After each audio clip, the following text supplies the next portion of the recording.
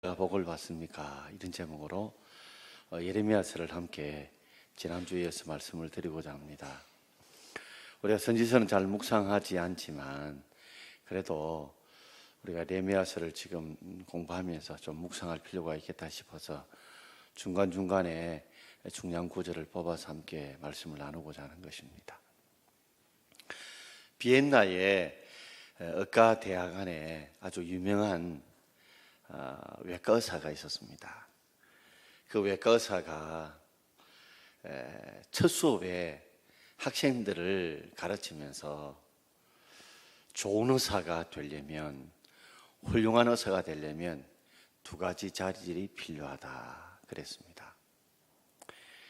첫 번째 자질은 사람들이 냄새 맡기 싫어하고 또 보기도 역겹고 그리고 만지기도 부담스러운 아주 피 묻은 고름 같은 거 있잖아요. 이런 것들을 역겨워하지 않고 그 냄새를 부담스러워하지 않고 만질 수 있는 그런 잘 참고 견디는 것이 필요하고, 또 한 가지는 좋은 관찰력, 아주 세밀한 관찰력이 필요하다. 의사는 좀 힘들고 어려운 것들, 냄새 맡기 힘들고 만지기 힘들고 또 보기도 힘든 이런 것들을 잘 이겨낼 수 있고 견뎌낼 수 있는 그런 자질, 그리고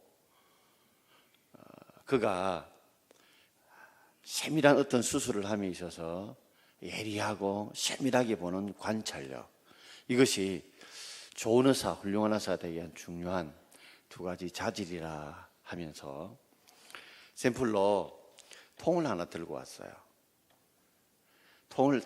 하얀 통을 떡국을 떡 여는데 보여주니까 썩은 피고름 있죠. 그게 담겨 있습니다. 그러면서 그 교수님이 시험을 보이는 거예요. 이 냄새를 맡고 눈으로 보면서, 그러면서 손을 크게 이어가지고 찍어가지고 입에 쭉 빠는 겁니다. 학생들도 오늘 꼭 이런 반응을 안 보였겠습니까? 그래서 학생들 다 나오라고. 지금부터 좋은 의사가 되기 위해서는 이 과정을 통과해야 된다고. 여러분들 누구든지 내 수업을 받기 원하려면 이 과정을 통과 안 할 것 같으면 수업 받지 마라. 나가라. 하도 유명한 교수였기 때문에 모두가 그 수업을 받고 싶어서 온 인상을 만상으로거리면서 그 피 묻은 그 썩은 이 고름을 다 찍어가 입을 쭉쭉 빨았던 거예요. 다 빨고 난 뒤에 교수님께서 이제 한마디 하는 거, 맛이 어떻느냐고, 냄새가 어떻냐고. 그러면서 여기 참여했던 학생들을 보면 참 의지력이, 인내력이 좋은 의사가 될 만한 자질이 충분하다. 그런데 두 번째 자질인 관찰력이 떨어진다는 거예요. 이렇게 학생들이 아니 뭐가 떨어진 겁니까? 라고 물으니까 분명히 손은 뭐요? 요거로 찍어가지고 빨기는 요거로 빨은 거야. 의사가 요거로 찍어가지고 그리고 빨기는 뭐요? 빼면서 이래 빨은 거야. 근데 그거는 어느 학생도 다 관찰하지 못한 거예요. 그러니까 사실 교수는 요거로 찍어가지고 요거로 빨았기 때문에 맛을 안 봤죠. 그런데 학생들은 오로지 뭐요? 그거 찍어 먹어야 된다, 그거 빨아야 된다는 것 때문에 그거 보치사고 막 찍어가지고 이렇게 빨아먹는 학생들. 우리의 삶에도 복을 받으려면 여러 가지 힘들고 어려운 일들을 잘 참고 견디는 그런 인내력이 필요하고, 또한 세상을 살아가면서 어떤 사람이 복을 받고 어떤 사람이 저주를 받는지를 세밀하게 살펴볼 그런 관찰력, 이런 것들이 우리에게 필요하다는 겁니다. 한 번은 개를 키우는 어떤 사람이 어릴 때에 이 애완견을 집으로 데리고 왔습니다. 키우려니까 어머니 젖이 없으니까 우유를 먹여야 된다는 줄 알고 좋은 우유를 사가지고 개에게 먹이려고 하니까 개가 막 발버둥 치잖아요. 그러니까 두 무릎 사이에 머리를 꽉 낑겨가지고 손으로 개 턱을 벌려가지고 거기다가 젖꼭지에 달린 우유병을 막 먹인 거야. 개가 막 난리를 치는 겁니다. 너무 힘들어하는 거야. 그러나 개가 아무리 싫더라도 개가 이게 성장하기 위해서는 어미젖과 같은 우유가 필요한 줄 알고 계속 먹였습니다.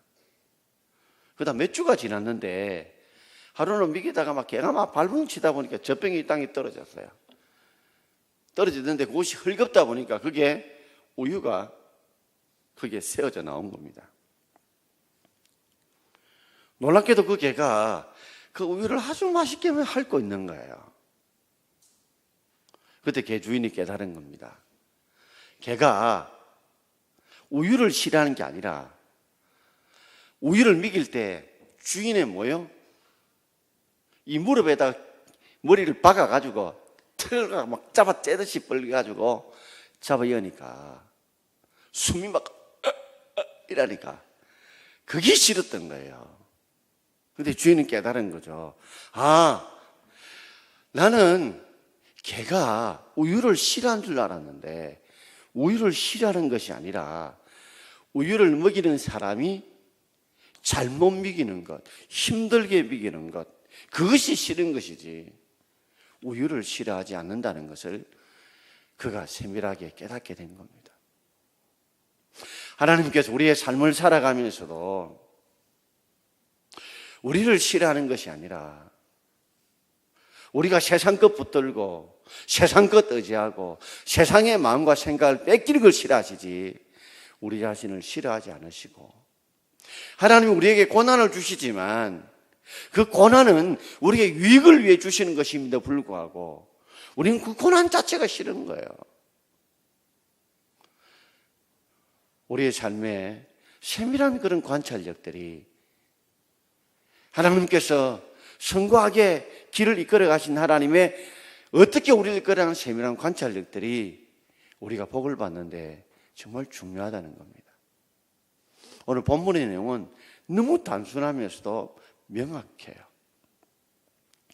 어떤 것이 선의 길이고 어떤 것이 악의 길이고 어떤 것이 저주받는 길이고 어떤 것이 복을 받는 길인지 분명하게 말씀하고 있어요.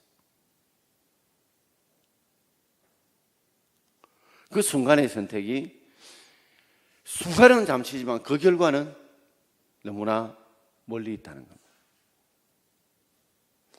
오늘 목사의 총회가 있어서 총회 모임에 갔습니다.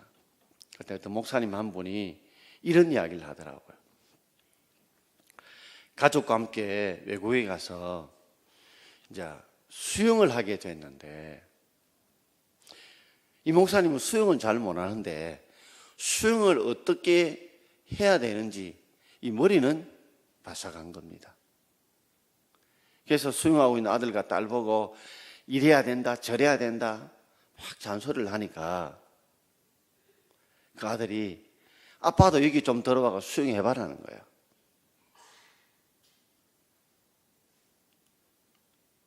그러자 아빠가 나는 수영은 잘 못하지만 수영의 이론은 바삭하다. 그냥 따라하면 된다. 하니까 그 아들이 하는 말이 그렇대요. 아는 게 중요한 게 아니고 물에 떠서 나가는 게 중요하다, 아빠.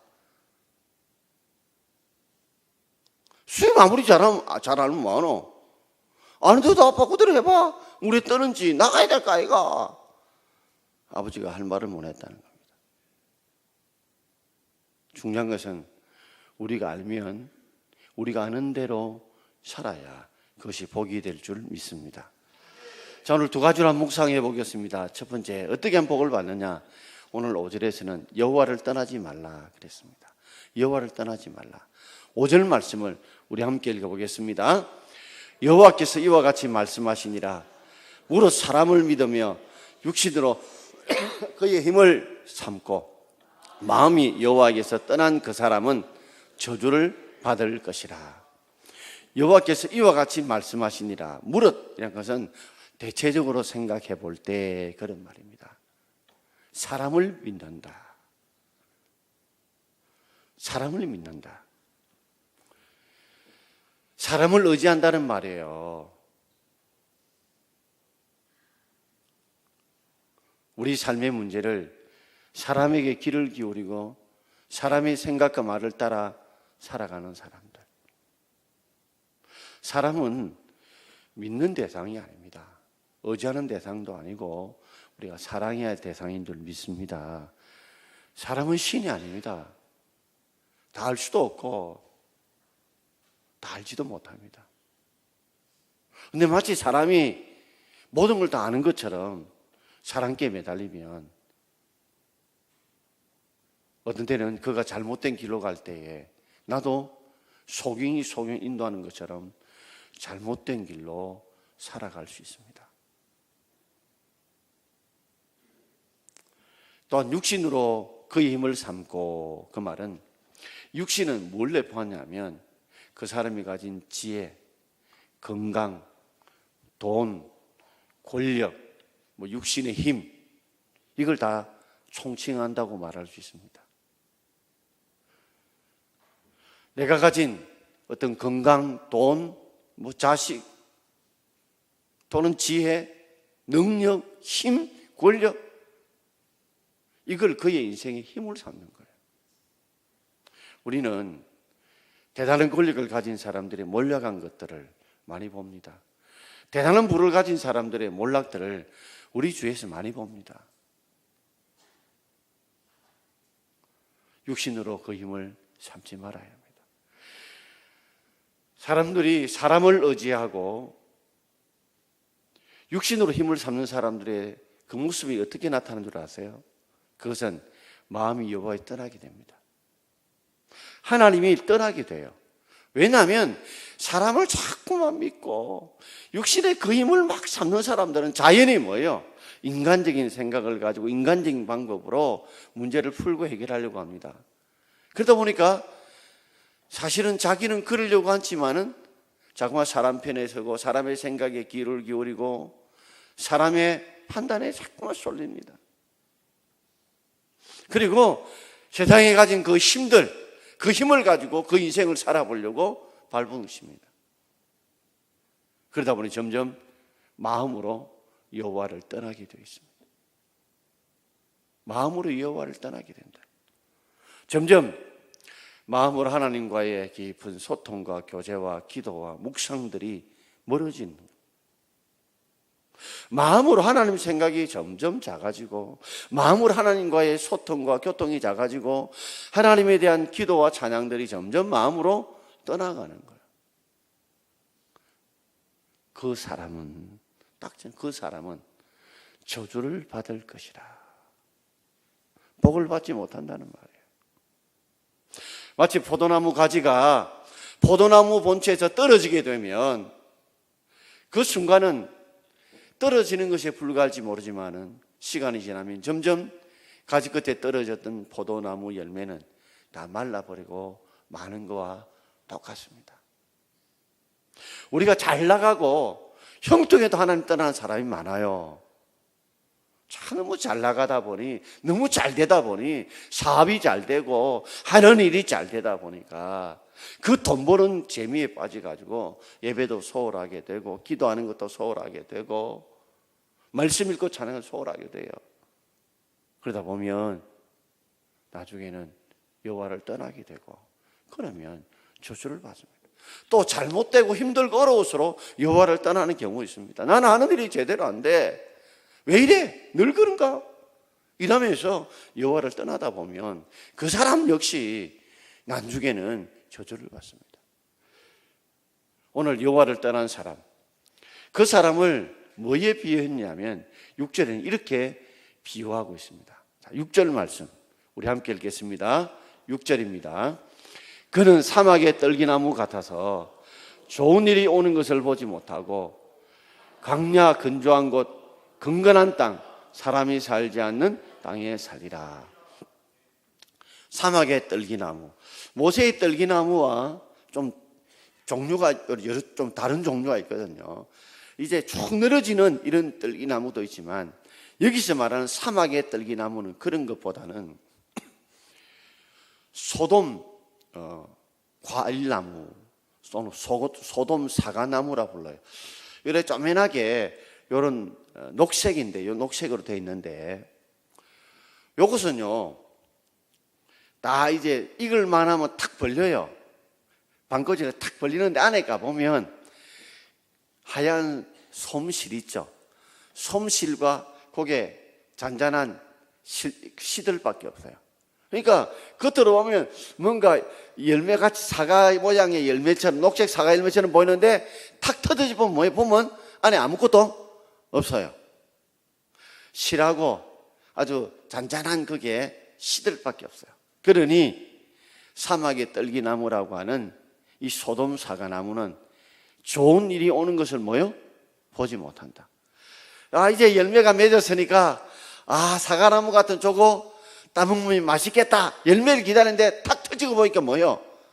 그 안에 아무 알맹이 없는, 그저 비어있는, 씨밖에 없는 그런 나무와 같더라는 거예요.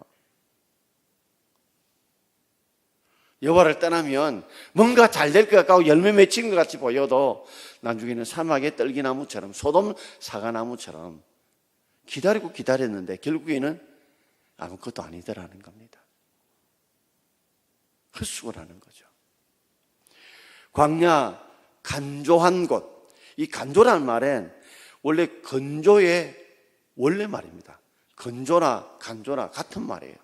말을 건 또는 말을 조. 그렇죠? 그러니까 건조나 간조는 같은 말이에요. 아주 메마른 땅, 금건한 땅도 말을 건자죠. 아주 마른, 비가 내리지 않는 그런 땅, 사람이 살지 않는 땅, 그런 땅에 사는 것과 같다. 여러분, 비 오지 않고 바짝 마른 땅에 한번 살아보십시오. 온통 모래바람이 날리고, 그죠? 제대로 열매도 맺히지 않고 외롭고 힘들고 사는 것이 고통스럽고 희망이 없는 거예요. 희망이 없는 거예요. 이런 것이 바로 자신의 삶들을 살아보면서 그의 삶들 속에서 사람을 의지하고 그가 육신으로 힘을 삼고 여호와를 떠나는 사람의 삶의 모습이 사막의 뜰기나무 같고 마치 강야의 건조한 땅에 사는 것 같아서 열매를 기대할 수도 없고 희망도 없다는 말이에요. 여러분, 우리가 하나님을 떠나면 꼭 이와 같다는 겁니다. 중세 교북 철학자였던 토마스 아퀴나스가 신학 대전을 다 만들고 난 뒤에 그가 했던 마지막 멘트가 이런 말이었다고 하죠. 내가 그렇게 오랫동안 하나님을 연구하고 연구했어도 결국 내가 내린 결론은 나는 그분을 잘 모르겠다는 겁니다. 알 수 없다는 겁니다. 하나님이 우리를 향해서 일하고 계시고 행하시는 것들이 여기에 있는 모든 성도들의 생각이 다 다르고 행동이 다 다르고 결말이 다 다를 수 있다는 거예요.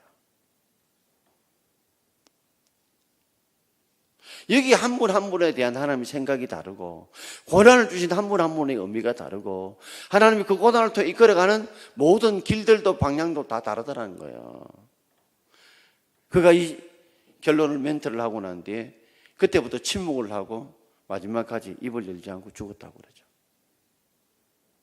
여러분, 우리가 아무리 힘들고 어렵더라도 하나님은 우리를 선으로 이끌어 가시는 줄 믿습니다. 여러분, 그걸 믿어야 돼요. 절대 아무리 힘들고 어려운 상황이 닥치고 온다 할지라도 사람 의지하지 마세요. 하나님 의지하기를 바랍니다.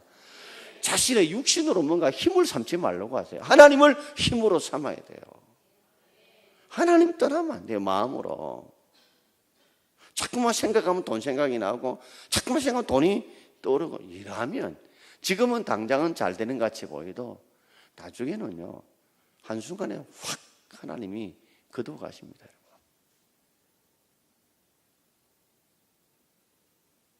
하나님을 두려워해야 된다는 거예요. 주님을 어떤 일이 있더라도 어떤 상황이 오더라도 우리는 주님을 떠나지 않기를 바랍니다. 그게 우리가 복을 받는 거예요. 자, 마지막 두 번째로 여호와를 의지하라 그럽니다. 여호와를 의지하라. 우리 7절 말씀을 함께 읽겠습니다. 그나 무릇 여호와를 의지하며 여호와를 의뢰하는 그 사람은 복을 받을 것이라. 할렐루야. 여호와를 의지하고 어떤 상황과 어떤 환경이 오더라도 잘 될 때도 있고 못 될 때도 있고 건강할 때도 아플 때도 어떤 상황이 와도 여호와를 의지한다는 것은 붙든다는 거예요. 떠나지 않는다는 겁니다.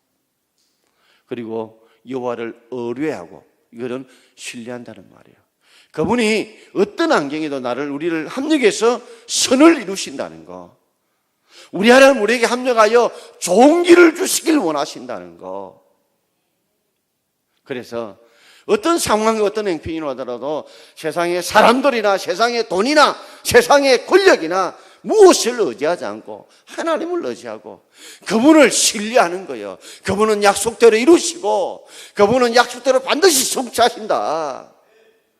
그분은 살아계시고 전능하신 분이라, 약속대로 이루시는 분이라, 그분의 능력을 의지하는 그리고 의뢰하는 그 사람은 하나님이 반드시 그에게 복을 주실 줄 믿습니다. 우리가 끝날 때까지 끝난 거 아니듯이 끝까지 우리가 하나님이 어떤 분인가를 마지막까지 붙들고 살아가야 그 사람이 진짜 백이로 하나님의 사랑을 받을 자요 복을 받을 자인 줄 믿습니다. 여러분, 우리가 정말 여호와를 의지하고 의뢰한다 하지만 얼마만큼 의지하고 얼마만큼 의뢰하나요? 사실 눈에 보이는 것들을 더 의지하고 더 붙들지는 않습니까? 보이지 않는 하나님, 그 하나님보다 눈에 보이는 것을 우리가 더 붙들고 살고 있지는 않는지요. 저는 늘 그 생각해 봅니다. 따라합시다. 하나님은 100% 옳다. 하나님은 100% 옳다. 사실 하나님이 일하시는 것들을 보면 정말 이해하고 싶어도 이해할 수 없는 일들이 너무너무 많아요. 그러면서 내 마음속에는 내 같으면 이래 하실 건데, 내 같으면 이렇게 이끌어 가실 건데, 이런 생각이 들거든요. 그런데 어떤 환경, 어떤 상황이 오더라도 저는 하나님이 100% 옳다고 믿습니다. 제가 서두에 말씀드린 것처럼 우리가 잘 견디는 힘과 잘 관찰하는 그런 힘이 있어야 성공하듯이 우리가 하나님 우리를 어떤 성공을 위해보다도 우리를 하나님의 사람 되는 것이 우선입니다. 하나님은 성령의 은사만을 추구했던 사람들은 다 변질되고 타락합니다. 그 속에는 성령의 열매가 먼저 있어야 돼요. 성품의 문제가 먼저 있고 거기서 성령의 은사가 있어야 은사가 올바르게 사용됩니다, 여러분. 그런데 열매 없는 은사들은요, 나중에 그것이 잘못돼서 타락하게 되는 겁니다, 여러분. 여기서 이단들이 나오는 거예요.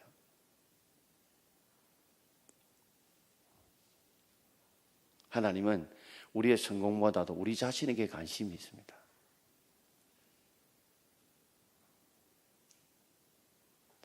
우리가 하나님을 의지하고 의뢰하는 그 사람은 반드시 하나님 복을 주시길 원하십니다.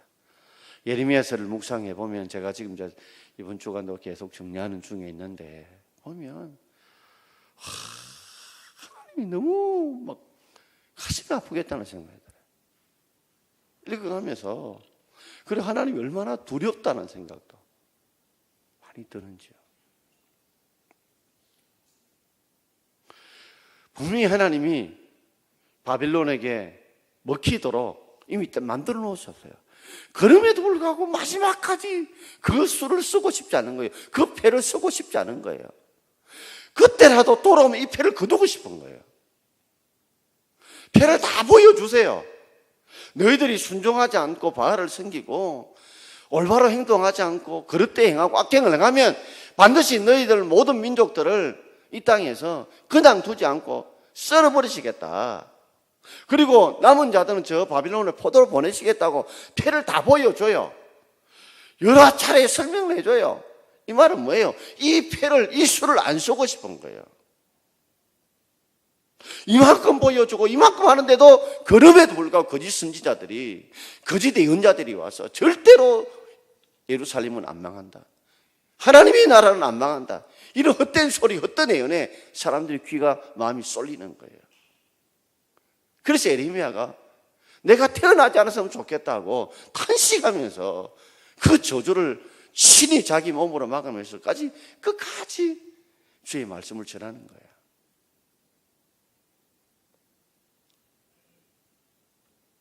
여러분, 하나님은 우리가 마지막까지라도 돌아오면 표를 다 보여주시고 우리를 돌이킬 때 그 표를 거두기를 원하십니다. 저주의 표를 거두기를 원하고 진노의 표를 거두기를 원하세요. 그런데도 이스라엘 백성은, 유다 백성은 끝까지 그 표를 그만큼 보여줌에도 불구하고 우리는 평안하다, 평안하다, 망하지 않다, 망하지 않다, 여호와의 말씀이다, 거짓 예인자의 달콤한 선자의 소리에 속아서 다 넘어가는 거예요.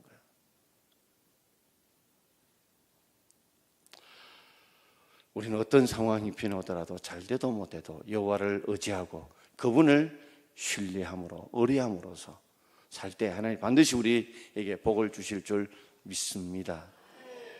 어떤 남북정전 시대 때에 그때 이 유명한 장군이 있었는데 이 장군을 죽이고 싶었어요.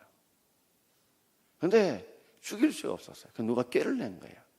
그래서 그 장군의 딸 중에 아주 여자애가 있었는데 여자애들 보석 같은 거 놀이 좋아하잖아요. 예쁜 보석 상자를 준 거예요. 아버지가 내가 준 것도 아닌데 싶어서 그 보석 상자 누가 두지나 하고 물었어요. 물었더니 어떤 사람이 주고 갔대요. 아버지 낌새가 이상한 거예요. 그리고 아버지가 딸에게 그렇게 말합니다. 너 아버지 믿지? 예, 아빠 믿어요. 그렇다면 내 말 들어 하면서 이 보석 상자 멀리 갖다 버리라는 거예요. 그러자 딸아이가 막 웁니다. 왜 아버지는 이 보석 상자를 버리라느냐?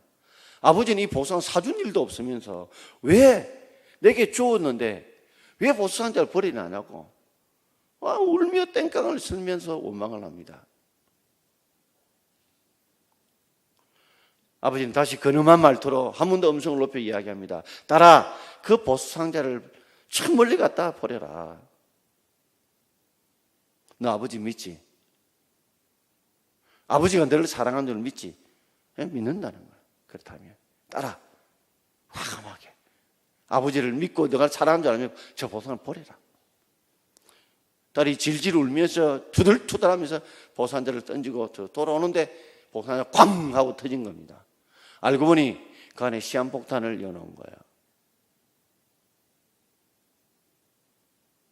결국 아버지의 말을 믿었던 그는 결국에는 아버지도 살고 딸도 사는 겁니다. 우리가 세상에 보석상자 속에 시한폭탄이 들린 줄 예상하지 못하는 것처럼 세상에 아주 달콤한 것처럼 보여도 그 속에 시한폭탄이 들어있다는 건 우리 알 수 없습니다, 여러분. 우리는 끝까지 하나님을 믿고 의지하고 의뢰할 때, 하나님을 의지하고 의뢰할 때 하나님 우리를 반드시 복을 주실 줄 믿습니다. 그 비유를 8절에는 이렇게 마무리하고 있죠. 자, 8절 말씀입니다. 함께 읽겠습니다. 그는 물가에서 심어진 나무가 그 뿌리를 강변에 뻗치고 더위가 올지라도 두려워하지 아니하며 그 잎이 청청하며 가무는 해도 걱정이 없고 결실이 거치지 아니함 같으리라. 아멘. 여호와를 의지하고 의뢰하는 그 사람은 마치 여호와를 떠난 사람은 사막의 떨기나무 같지만 여호와를 의지하고 의뢰하는 그 사람은 물가에 심겨진 나무와 같다는 거예요. 그런데 이 나무가 어떤 물가냐면 강변에까지 뻗어 있어요. 그 강변까지 쭉 뻗어 있는 그 물가에 심겨진 나무는 뭐가 올지라도요? 뭐가 올지라도? 더위가 올지라도 두려워 안 합니다. 야, 더위 오니까 뭐요? 물들이 다 증발돼 버려. 주위에 물이 없죠? 그래도 두려워하지 않아요. 그리고 그 잎이 오히려 뭐요? 청청합니다. 아주 푸릅니다. 왜요? 그 뿌리가 어디요? 물가에 심겨진 나무가 강변까지 깊이 뿌리를 내려서 거기서 강변 깊은 곳에서 계속해서 물을 빨아들이기 때문에 더위를 걱정 안 하고 잎이 푸른 거예요. 한 번 더 이야기하죠. 가뭄은 해도, 비가 내리지 않는 가뭄은 그 해도 뭐가 없어요? 걱정이 없어요. 왜냐하면 그 강변에 깊이 뿌리를 봐 물을 빨아들이기 때문에 결실이 그 가뭄은 해도 결실하게 될 줄 믿습니다, 여러분. 우리 인생에 더위가 오고 인생에 가뭄해가 올지라도 정말 주님께 깊이 뿌리를 내리고 그 주님이 주시는 말씀의 영양분을 습수하고 순종하고 따라 살면 반드시 하나님께서 여러분 삶속에 더워도 두려워하지 않고 잎이 청청하고 가뭄에도 걱정이 없고 결실이 거치지 않는 그런 물가에 심겨온 자에 주는 복이 있을 줄 믿습니다. 저는 종종 오늘도 그 모임에 가면 나이 드신 목사님들이 계십니다. 그분들이 한마디 해주는 것들을 정말 소홀히 여길 수가 없어요.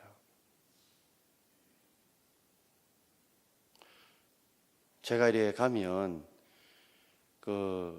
우리 원로 목사님 또 여기 문화교회, 동도교회 목사님 저분들이 굉장히 많이 아껴주시거든요. 한마디씩 툭툭 내뱉는 말들이 절대 가볍게 들리지 않아요. 정말 그걸 가슴에 새긴다고요.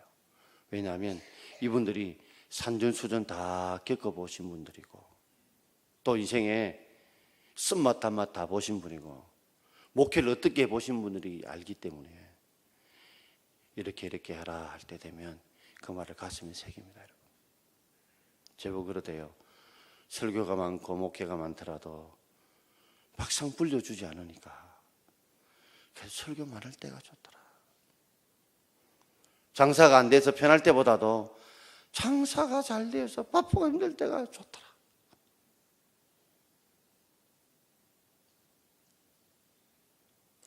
오늘 여러분, 우리가 어떤 상황이 오더라도 오늘 본문의 말씀처럼 우리는 사람을 의지하지 말고 육신으로 힘을 삼지도 말고 마음으로 여호와를 떠나지도 않는 자가 되길 바랍니다. 그런 자는 저주를 받아요. 사막의 떨기나무처럼 기다려도 아무것도 없고 사막의 광야처럼 건조하고 메마른 땅이 될 수밖에 없어요. 사람이 살지 않아요. 그러나 여호와를 의지하고 의뢰하는 그런 사람은 하나님께서 반드시 그에게 복을 주실 줄 믿습니다. 마치 뭐같이요? 시냇가에 심은 나무가 강변에 쫙 가지를 뻗어가지고 더위가 올지라도 두려움이 없고 잎이 청청하고 가뭄은 해도 뭐요? 걱정이 없고 결실이 계속해 그치지 않는 복을 여러분께 주실 줄 믿습니다. 가뭄은 해도 여러분 가정과 자녀와 생육과 건강에 복은 하나님 주실 줄 믿고 어떤 상황 형편에도 주님을 의지하고 붙드는 저와 여러분 되기를 주의 이름으로 축원드립니다. 아멘. 자, 이 시간 바로 찬양하겠습니다.